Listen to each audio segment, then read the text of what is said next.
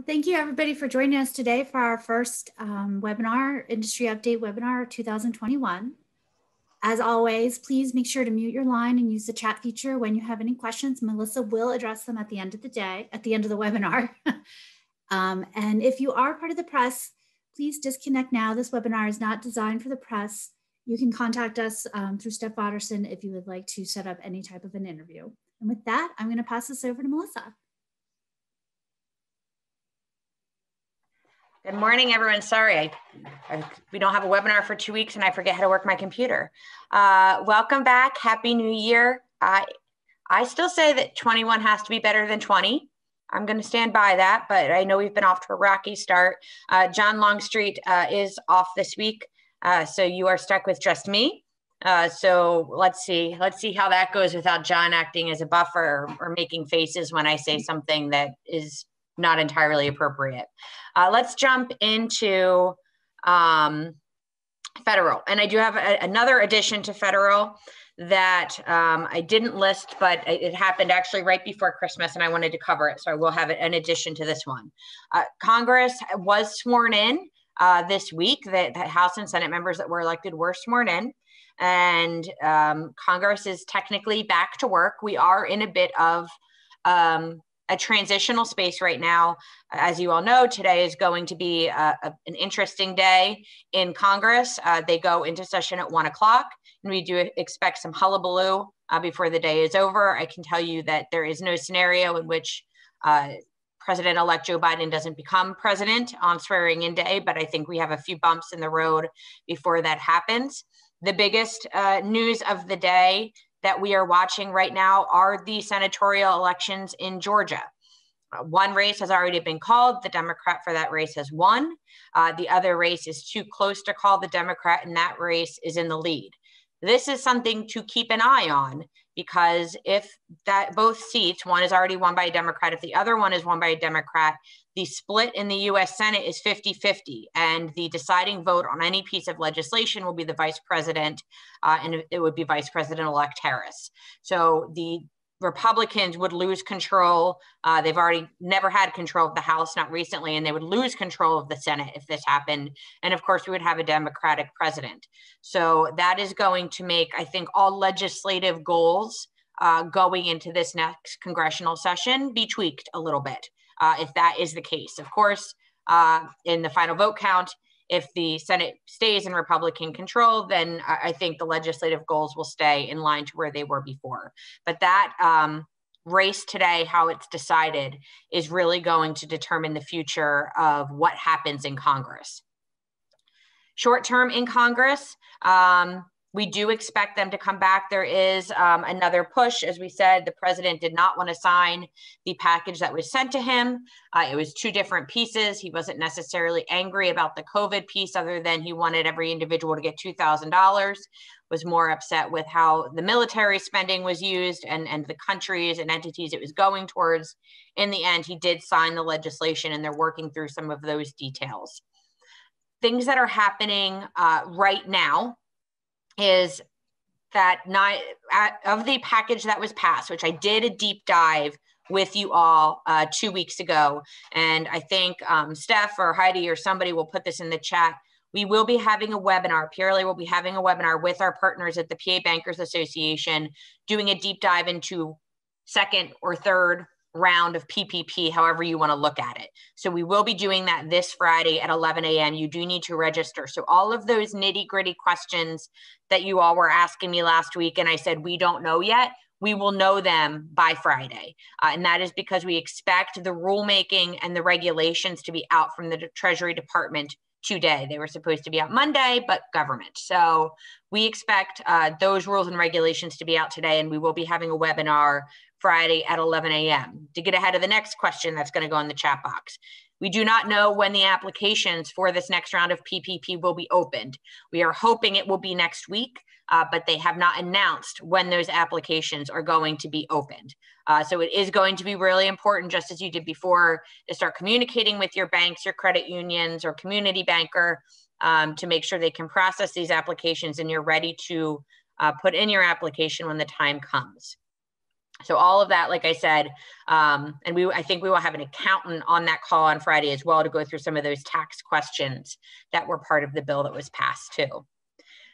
Things that started happening last week is while there is a push in Congress for $2,000 checks, recovery checks for United States citizens who make less than $75,000, the $600 per individual, $1,200 per couple deposits began last week. So those started getting put into bank accounts, just as they were before when they did the $1,200 initially.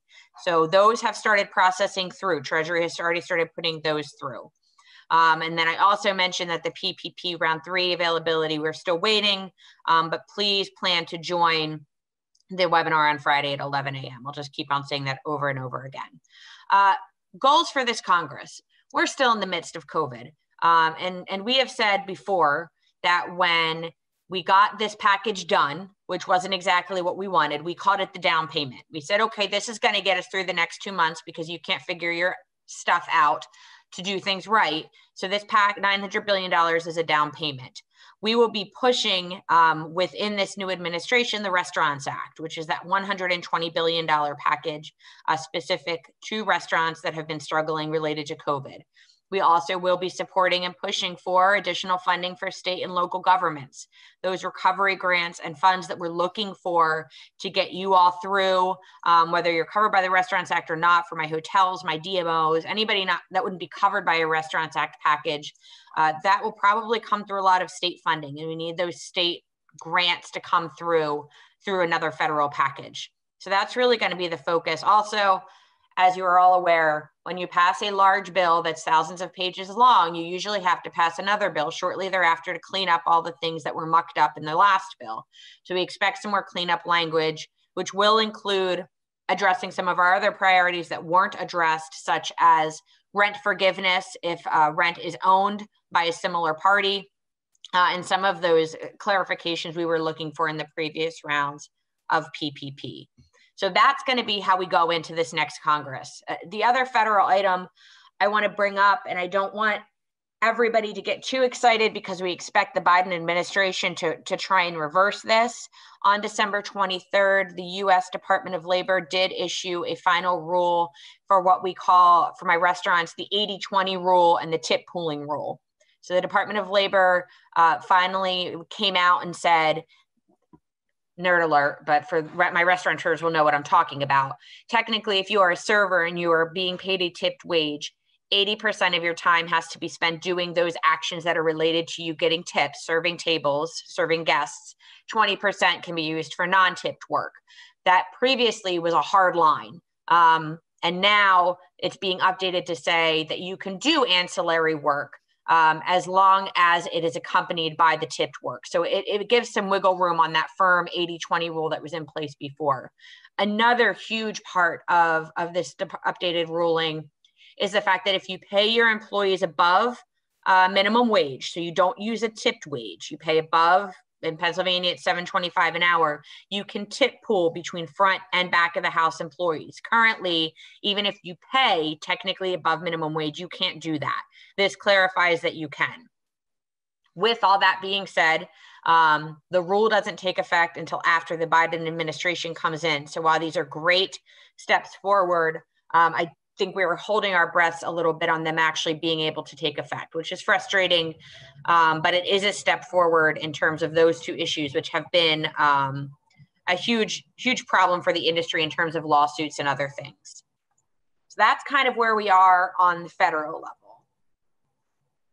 Let's go to state. Not a ton to update on, other than yesterday was swearing in day for all 203 members of the House, well, 202 members of the House, and for 24 members of the Senate. If you would like to see how depressing this session looks like it's going to be, you could just watch Senate session yesterday, because there was a huge blow up on the Senate floor that caused a ton of dissension between the Republicans and the Democrats. In short, there was one state senator from Allegheny County, Senator Brewster. The Department of State has certified that he won his election. There is a challenge to that from his opponent.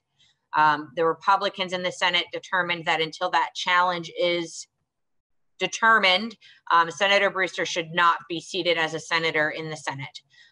This caused a huge scuffle, not an actual fight, but it got close. There were a few threats on the Senate floor, but it also just showed really the issues we're going to have in terms of us trying to achieve bipartisan legislation. For the first time in recent history that I can remember, President Pro Tem James Corman was not approved unanimously by the Senate to be President Pro Tem. Usually it's a unanimous vote to show faith in the process. Most of the Democrats, except for 2, voted against him becoming President Pro Tempore. And pretty much the entire action on the Senate floor yesterday was infighting. The House was marginally better, still fighting on the House floor. So unfortunately, we are going into a session where one of their first issues they want to bring up are the election issues that I think we are going to struggle to find that bipartisanship that I think we've had an easier path to find in the past. So it was not, for me, when I like to think of a session as a clean slate, it wasn't how I would have liked to start a new session, but that's where we are. So they are back in. The House will return to session next Monday. The Senate will return to active session at the end of the month. As a reminder, every bill that was filed in the last 2 years are essentially dead and need to be refiled. So the next few weeks are going to be introducing a lot of bills, some of which are going to be PRLA's priorities, which we shared with you ad nauseum at this point. But we will be focusing over the next few months on our priorities. In terms of funding, because the biggest thing that we need right now that we've talked about is grants. Nobody needs another loan. Nobody needs something that they need to pay back. The industry needs grants. There's a few paths forward there. The cleanest path forward is that the feds pass another package. They give billions of dollars to the state, and the state, for once, uses it properly to help the industry. The second path forward is looking at that $145 million that the governor supports being used to help struggling businesses, and convincing Republicans to use that money to help us. $145 million is not what we need, but it's a step.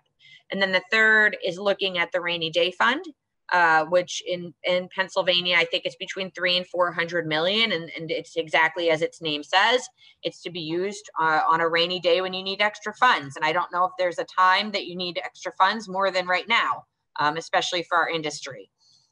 So we'll be working through with the legislature to try and figure this out, especially because that is one of our top priorities, as is liability protection. All of these were in the daily update again yesterday. So we'll be working on filing those pieces of legislation, but we will be asking you, not right now, but I always like to warn you when I'm going to ask you to do something. We will need you to start interacting and looking at how COVID has impacted your business, your loss of revenue, the loss of tax dollars that you haven't been able to remit to the state, the employees that you laid off. The issue we will have with the grants, and whether they will admit it to you or not, is going to be the Republicans. We need the Republicans to find money to support the industry. And that's where we really need to focus if we're going to be looking at grants. Quite frankly, while the governor was part of it, every Republican voted to give away that $1.3 billion. So we need to step up our game.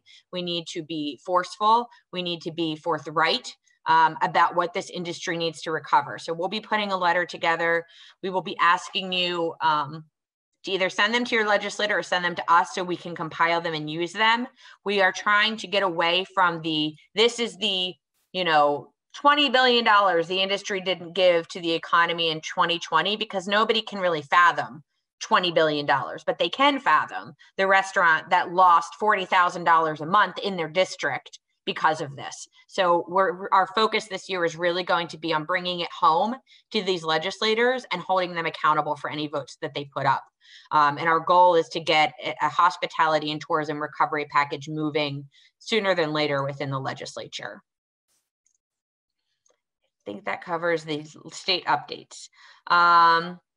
Local updates, just as an FYI, Pittsburgh's emergency paid leave, it was signed by the mayor. We're still waiting on rules and regulations, but it does require businesses to provide that leave to employees that either have COVID, need to quarantine because of COVID, or care for someone who has COVID. That took effect, for those of you that were covered by Families First, it didn't take effect until January 1 of this year, which is why I wanted to flag it. If you are a business in Pittsburgh, this does take effect, as I said, beginning on January 1 of essentially 6 days ago. Philadelphia. Philadelphia is a special place, as it always has been. We have been having conversations with Dr. Farley, Commissioner Farley, in the city of Philadelphia with the Commerce Department about what needs to happen to bring indoor dining and indoor events back to Philadelphia. The goal is to have indoor dining and indoor events resume on January 15th. Commissioner Farley has announced that he intends to make an announcement by the end of this week if that can happen. The concern that PRLA has, to be upfront and honest, is that it sounds like Commissioner Farley would like there to be increased air circulation, increased investment in circulation, and air turnover within restaurants for them to be safe and to reopen. PRLA's position is one, restaurants are never the cause of the spread of COVID, and anything that would add an extra cost or investment on restaurants within the city is not a viable solution, and is certainly not fair to those restaurants. And also for my small Philadelphia restaurants on here, there's not much you all can do with your HVAC systems to make it better, because some of you are just in really tiny spaces. So something that might work for a large center city restaurant will not work for a lot of our smaller restaurants. And we don't want any rules in the city of Philadelphia that put one restaurant at a disadvantage to another. So we are working through that with the administration. It seems like they're cognizant of that, but Ben Fletcher, who's been awesome in terms of getting some HVAC experts involved and polling restaurants, has been great in terms of trying to figure out if there needs to be a path forward like that to reopen restaurants. Let's make sure restaurants are compensated for any investments they need to do, and it's something that every restaurant can do easily. So that's really our focus, with the overarching goal to say we can open safely. We were never the cause of the increase in the COVID cases, and we should be able to reopen. So that's where we are. And also Allegheny County is still aligned with the state. So there are no changes in terms of Allegheny County and their mitigation, which makes me happy, because for months there, I think we were all using different flow charts of different rules for different cities. Limited time mitigation, it did expire on January 4th at 8 a.m. I think that there were a lot of bets that were made as to if it would actually expire. I don't want to say we all did a sigh of relief, because we never should have been mitigated in the first place. But I think that there was at least an appreciation for recognition that we needed to reopen. So we are back to those standards that were prior to December 12th. Those are now back in effect. And I know it feels like in 3 weeks, we all forgot what those standards are. 50% indoor dining if you self-certify, 25% indoor dining if you don't. No bar seating. Food requirement remains in place. 11 p.m. last call remains in place. Events, you're still at 10%. That was the November mitigation order that reduced you to 10%. So indoor events are at 10%. The question everybody's asking, and it's either, is it going to happen again, or are they going to do it for Valentine's Day? I have asked that questions 3 ways to Sunday to every person in the administration I could possibly ask it to. They will not commit. There was a comment yesterday with that virus strain that came from England. That could be an issue, but I do think that as we are starting to get vaccines and the state is starting to feel the real economic effects of the mitigation efforts, I think that there is a desire not to go down a path of mitigating. I can tell you this, if there is another discussion of mitigating, we will once again explore our legal options, and I'll review the previous rulings. We will explore our legal options on that front. The other questions I'm getting is, okay, now that we're at 50%, when can we have bar seating and get rid of the meal requirement? That is not a conversation the administration is even entertaining with us right now. I think we need to really get through the next few weeks in terms of the increase in cases that we know will happen from Christmas and New Year's. and then go down the path of lessening mitigation. And then we'll be a few more weeks into the vaccine. It does seem like the vaccine and then hospital capacity are really the two barometers that are being used to determine the spread of COVID right now. Lawsuits. There were a few court rulings while we were on winter break or whatever we want to call it, or we were on webinar Wednesday break. There was a federal court ruling in Pennsylvania here in Harrisburg, in the Middle District, that was filed by some restaurants primarily in the Hershey area. Again, that judge said, "I'm sorry that you're suffering. I'm sorry the governor shut you down, but I don't care." Not really, I don't care, but the governor has unilateral control to do what he does, and I believe that COVID spreads in restaurants. The other court ruling, which still was not in the industry's favor, but was a little bit more tempered, was a Commonwealth Court ruling that came out last week, actually about 20 minutes after the governor said he was going to allow us to reopen, that essentially said the governor's mitigation order that was going to expire, in 4 days can stay in place. There is a concern that if you take off your mask, that COVID can spread when you're eating and drinking because you're not wearing a mask. But also there was a push in the decision that essentially said that the governor's data is terrible to justify shutting down restaurants. And if they do another mitigation, the governor's office needs to find better data that actually proves we are the problem, and that the industry should go back to Commonwealth Court if there is another mitigation in place, because they are not of the mind to continue to allow it to continue. Don't fist pump yet or be excited yet, because when the Commonwealth Court rules, guess what happens? The governor appeals to the state Supreme Court, which is in his pocket. So, but it was a decision that at least acknowledged, and I do want to thank, he's not on, Dave McGrogan, who really led the fight, and some of his restaurant partners and friends down in the Southeast area for leading that fight. They did a really good job of digging into the data that's been used by the administration and basically proving that it wasn't accurate data and we weren't really the problem. And I think that really lays the groundwork for further efforts. Enforcement of the order. That's probably after is this going to happen again? Are they going to shut us down for Valentine's Day question, is what is going to happen with enforcement. The state did file lawsuits within Commonwealth Court for about, I want to say 60 some restaurants that were in violation of the 3-week mitigation order. It's a question. Obviously, I think there's going to be lawsuits in terms of if the governor's office can collect damages for those that stayed open. I think a scary question we're all waiting to see is the LCB not going to renew liquor licenses for those that didn't follow the order? I think all are challengeable items, or could it be, that 6 months from now, when your license is up for renewal, the LCB just says, we don't really want to fight anymore and lets it go. And I don't know the answer to that. But we will have to see how it plays out. I know there are restaurants that stayed open and nobody blames them for doing so, but we aren't entirely sure how the enforcement of those who stayed open will happen. Now, they're not going to be forced to close now that everybody's open, but the long-term enforcement is something that we're going to be keeping an eye on. And then I'll turn it over to Hope and go to questions. I'm surprised nobody's hit me. The last call I was on, I had so many PPP questions and I haven't gotten any yet. You guys are giving me a break today. Maybe because we're having a PPP webinar in a few days. Because I kept on saying it. I know, I'm going to keep on doing it.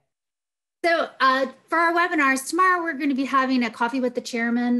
Bill Kowaleski and Jim Friss will be having a casual conversation, talking a little bit about our new chairman coming in, well, our current chairman for this year coming in, and what his plans are for this year. So please join us tomorrow at 11 a.m. Again, we are in partnership with the PA Bankers, and Next Tier Bank and an accountant will be talking about getting ready for the next round of PPP. So please join us with that on Friday. On the 12th of January, Barley Snyder will be having 3 attorneys talking about the impact of the vaccinations on the hospitality industry. So please take a moment to join next week if you have time. And coming up on the 21st, we will be having a webinar about combating human trafficking. And it's about discussing practices to create a good environment, the importance of training, and the prevalence of human trafficking in the hospitality industry. So please take a moment to join us on the 21st for that. The next slide, Eric. Again, please make sure you're on that Carryout PA site and updating it on a regular. And HARP, we are about to start awarding some funds, and thank you to everybody that donated at the end of the year. It was fantastic to see all the donations come in, and we're really excited to start getting some grants out to the frontline workers. And as always, we are doing training, so please sign up for ServSafe training, because you still are required to have people certified in your restaurant. So we are having regular classes. They were up on our website under our calendar. And the ServSafe dining commitment is still a great way to promote your restaurant, to tell the customers how safe and how serious you're taking training for your staff, to help them feel safe in your restaurant. And with that, I'm going to turn it back to you, Melissa. It doesn't look like too many questions. No, but some of the questions are requiring me to look things up. So, okay. Let's see. I'll go up to the top. I am a 50% owner and a corporate officer. Am I eligible for unemployment on payroll? Get W-2 on the 940, but was denied. Why do we pay if we can't collect? Roy, that's a question that I have yet to figure out the answer to, but we've heard it, and it's probably a state law or a federal law. I would need to look into that, but that has been a problem. Self-employed technically are eligible, but a lot of restaurants, depending on, as I said, as you put, if you're a corporate officer or not. I don't know the logic to it, other than that it was something that came up when we first had the shutdown, and it continues to be a problem. And then, so I don't have a good answer for that, and I apologize. Okay, there's stuff from stuff. What is our strategy to get our dining event space back to 20% and then back to 50% like when we went to green? I'm probably going to refile like 2513 again, because I think it's shenanigans, but it's honestly going to be the hope. As of right now, indoor dining is at 50%, but events are at 10%. So the push is going to need to be, now that they're back in session, is a push from the Democrats to the governor to allow events to open at 50%. And the talking point, of course, for that is the fact that over the holidays, there were no indoor events. So therefore, people were gathering in their homes and spreading COVID. And that's why we're seeing the spreading cases right now. Now that we are open, the next step is, and will be, those conversations with the governor's office of, okay, now we are back to here. How do we continue to move forward? And a lot of that is going to be based on case counts.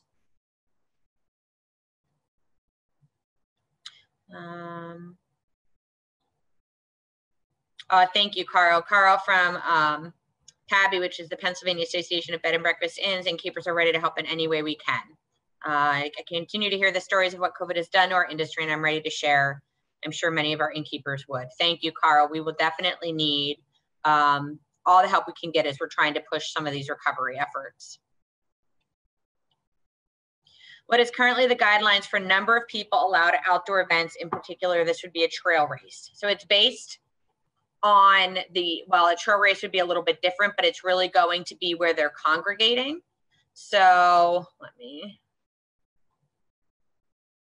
so there's a formula that needs to be used, and now I need to bring it up because I don't remember it off the top of my head. But there is a formula that needs to be used for outdoor events. It's that chart we've used, and I'm sure Steph or Ben are going to get it up faster than I can.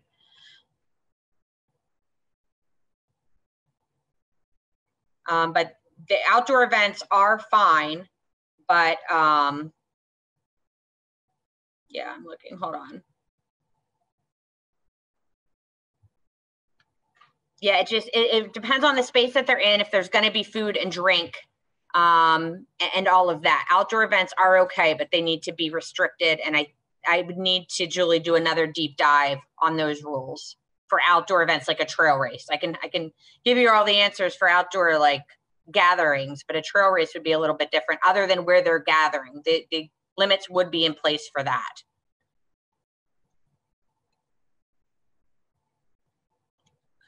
Okay. Can you confirm if Allegheny County has a 9 p.m. alcohol sale cutoff? I think the current state guidelines still provide an 11 p.m. cutoff. Does Allegheny have something that's stricter? No, Allegheny is aligned with the state now. So Allegheny is 11 p.m. last call. Before, over the summer when they did their own mitigation, Allegheny County had an earlier cutoff, but now they're aligned with the state for 11 p.m. and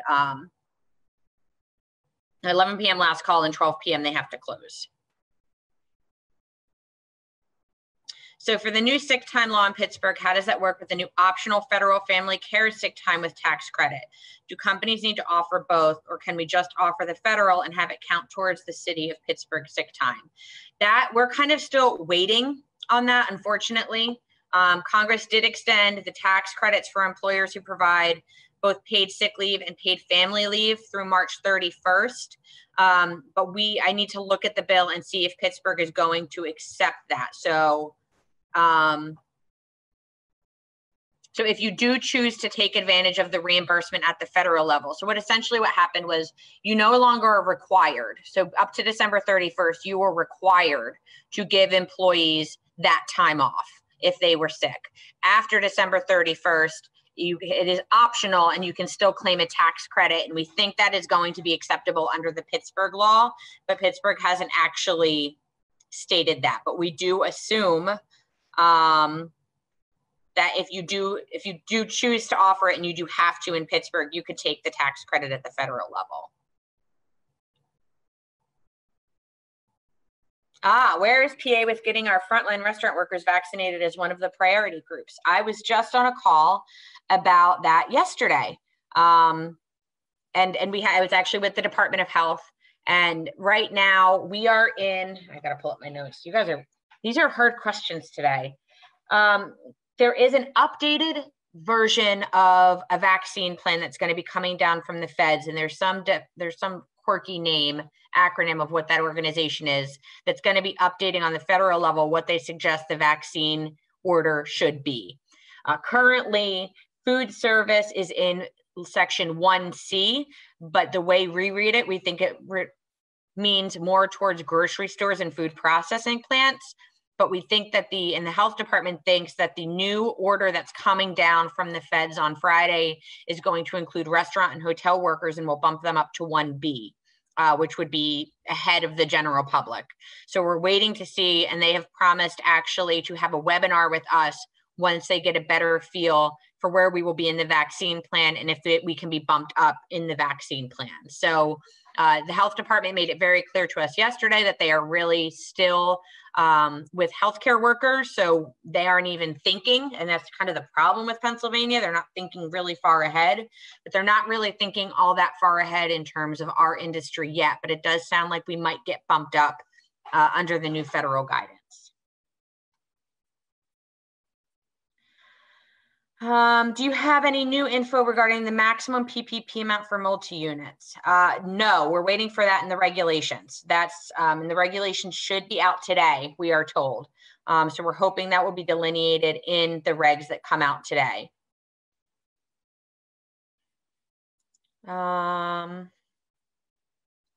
10% under 200 people, 5% under over 200 to 2,000. So that's, I think, for the outdoor events for where food and drink is served. For the owner not being collected, my understanding is you have to apply for the regular UE, and if you are denied, you are then able to apply and collect under the PUA category. For some, yes, but that's the problem that we're running into is it depends on how the business is set up. So yes, you should apply for both, but for some, they've been denied on both sides, unfortunately. Thank you, Steph, for sharing that. For the rest of the state, is the paid time off under CARES Act no longer available, or was it renewed in the new bill? So in our deep dive, and we're still doing a deep dive, but our understanding is that you can have an option to still offer paid leave to your employees and take a tax credit up until March 31st of 2021. You can choose to do it. under the new federal bill. You are no longer required to do it under the federal bill. So it's like the shall or may. So you can do it. You are not required to do it. But as we mentioned, in the city of Pittsburgh, you will be required to do it. But you can take the tax credit. We had an inspector come in yesterday and tell us it is 9 p.m. Nicole, you can send me, maybe you can tell us whether it was Allegheny County Health Department or whether it was LCE, and we can look into that. Follow-up question of the vaccine question from Dana. If we do get bumped up, does that mean all restaurant, hotel workers would be included in those certain roles, specific front and back house workers with mid-direct guest access? We don't know, unfortunately. The push is that it should be more front-facing workers, but also it depends on how the feds decide to delineate it. And I can tell you that our national partners at the National Restaurant Association and American Hotel and Lodging Association are working on that. So it really is going to depend on how the feds interpret it. I mean, we would like it to be all workers. And of course, nobody's required to get vaccinated, but they would be able to. Does it include all hospitality? Hold on. In addition, I think I answered that already. We are waiting for guidance. Right now, there's no delineation at all. Technically, in the state plan right now, without them doing more of a separation, it looks like we're in with the general public. Now, like I said, we should get a bump up, but we don't know what the definition of the bump up is going to be yet. And quite frankly, we don't expect our industry to get vaccinated until March or April at the earliest.